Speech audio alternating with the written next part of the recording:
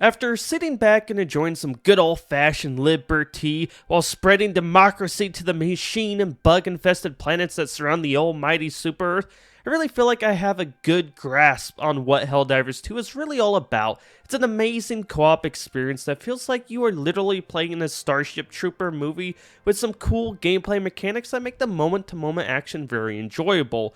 Safe to say, I believe the devs over at Arrowhead nailed this without question, but on the other hand, some people are claiming this live service co-op experience is pay to win, which is always an interesting rabbit hole to go down, which I've got some strong feelings about.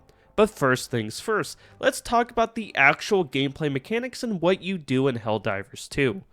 So, Helldivers 2 is a PvE third-person extraction-style shooter where you visit various planets with a variety of missions to complete that after eradicating the threat in that part of the system where those planets are located at by doing those missions and killing enemies, you move on to the next set of planets in a system which takes into account every single player's contribution on the game, which is pretty cool, really makes it feel like a community effort. Now, while doing these missions and based on difficulty you play on, you will earn different resources that can be used towards buying different weapons and upgrades on your ship that improves your efficiency on the battlefield.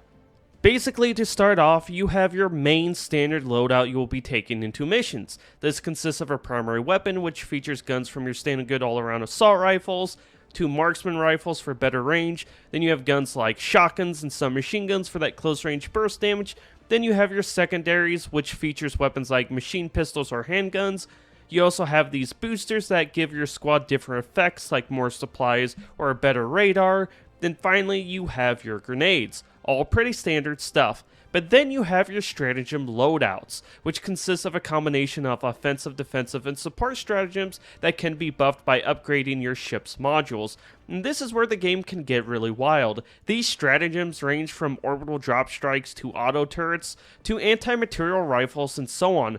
These really are probably the most important tools you have in Helldivers 2 and will be the biggest reason for you or your team being able to complete missions on the harder difficulties, which there are 9 of, and I would say you can get away with pretty much doing whatever you want in the first 4 difficulties, but after that, it starts becoming quite challenging if you're not somewhat optimizing you or your team for whatever mission you're tackling.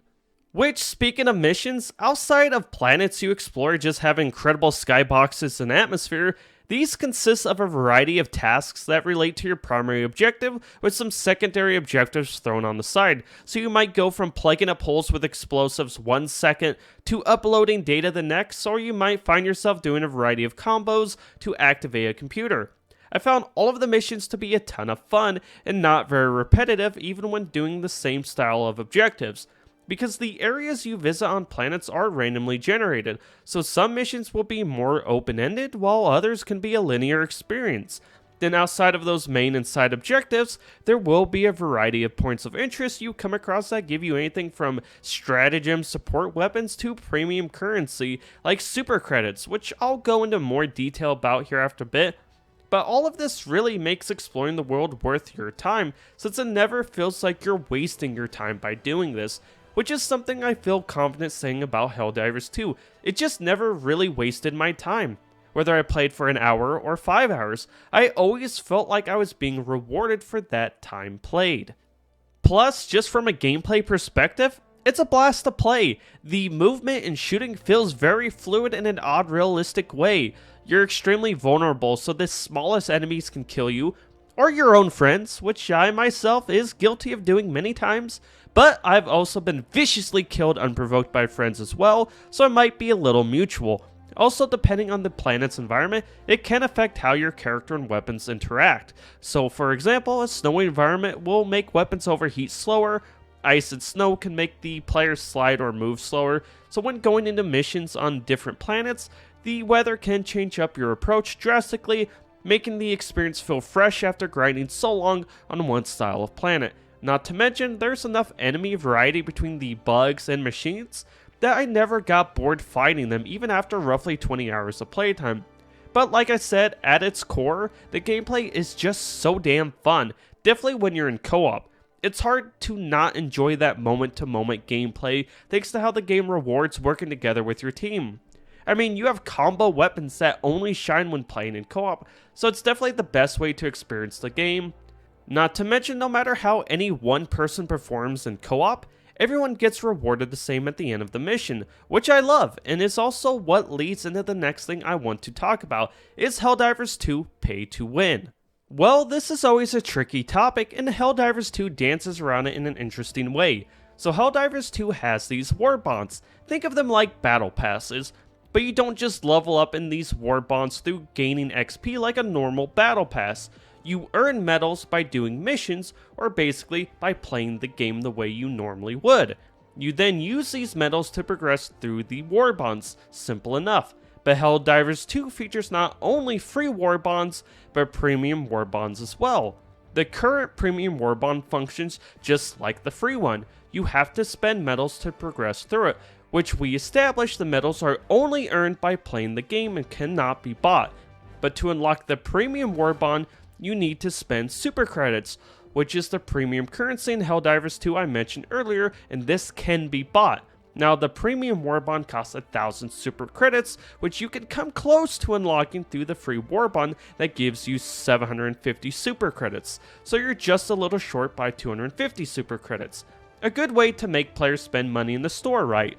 But you can earn these super credits by finding them out in the game world fairly easy. I would say if you're really going hard, you could probably get 50 an hour, which I would argue is pretty damn good compared to other live service games. But why is this being called pay to win? That's because in the premium war bond, there are weapons and armor you can't get anywhere else. Some people feel that's an unfair advantage to free-to-play players, so in turn, it's now pay to win. You know why I think? It's not even remotely close to pay to win, and this is why. For starters, the weapons and armors in both the Premium Warbond and Premium Store aren't actually any better than what you get from the free stuff. The first assault rifle you get has a higher capacity and faster fire rate than the explosive assault rifle you get in the Premium Warbond. One of the armors I bought using the super credits I found while just playing the game from the game store is arguably worse than the armor I was using from the free Warbond pass. This is the farthest thing from pay to win. Not to mention, like I said, you can still earn everything by playing the game. Also, when playing in co-op, the whole team is rewarded equally regardless of how each individual performs. So outside of playing solo, it wouldn't matter in the first place. Also, if you're playing in co-op, just do what I did. Kill your teammate and pick up his weapon. Bam! They're playing pay to win, I'm playing kill to win. But jokes aside, I just feel it's disingenuous to call something like this pay to win when the devs are going out of their way to make it as friendly as possible to players in a way you rarely see in live service games. Like, you still have to grind the game. You can't just pay your way through the war bonds, and if you're spending your medals in the premium war bonds, you're unlocking a lot less items over time than someone spending medals in the free war bond. Also, these never go away, so you will never be punished by some artificial time limit. And like I said, you can earn premium currency fairly easy. But with that said, if they ever start allowing for people to pay their way through war bonds, or if they allow you to start buying stratagem or ship upgrades, which drastically improves your character, then I will sing a different tune. But for now, I think Arrowhead has done a good job being a fair live service game, so I'm going to focus on bigger issues like the fact that it's an online-only game. Since Helldivers 2 launched, even to the point I'm making this video, outside of running into some minor bugs like enemies oddly warping into space and freezing in place, I have not been able to matchmake with other players. Whether I'm trying crossplay or not, it will not let me at all. Now, other players can join me, or I can privately join my friends through invites, but just using the matchmake system to join missions or jump into someone's lobby with the quick play button just doesn't work for me, which just simply sucks. I have so much fun playing this game, so it's disappointing to have an issue like this still going on this many days later. Hopefully it gets fixed soon, because Helldivers 2 has honestly made me realize something. I don't like or hate live service games. Even if I don't prefer them, I actually just don't like bad games.